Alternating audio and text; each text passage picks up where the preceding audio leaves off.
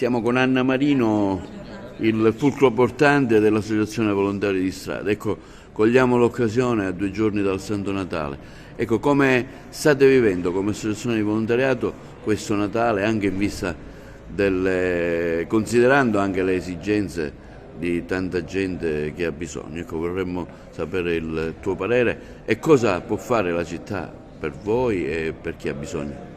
A me dispiace sinceramente portare sempre cattive notizie, però la situazione non migliora, anzi va a peggiorare. Il fatto che abbiano tolto il reddito di cittadinanza, il fatto che sono venuti a mancare dei bonus e cose varie ha fatto aumentare di gran lunga questa crisi e quindi le difficoltà di persone, soprattutto quelle che hanno bambini. Noi facciamo sempre un appello a tutti quanti perché non abbiamo contributi pubblici, andiamo avanti sempre bussando al cuore delle persone e lo facciamo anche in occasione di questo Santo Natale. Chi vuole può portarci alimenti di prima necessità naturalmente, anche per i bambini soprattutto, e qualche obolo per contribuire a pagare qualche bolletta, cercare di evitare qualche sfratto, qualche cosa. Abbiamo bisogno di tutto. Quindi io faccio appello al cuore delle persone, siamo al via della vittoria e vi aspettiamo. Forse c'è una poca collaborazione da parte magari degli enti pubblici che potrebbero fare di più.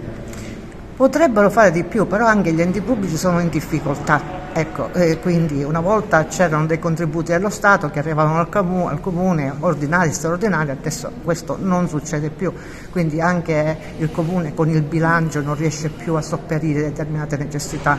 Noi comprendiamo, però è chiaro che chiediamo al governo qualche misura in più per poter fronteggiare questa crisi, la fame, e non togliere invece. Quali sono le maggiori istanze che vi arrivano, Anna?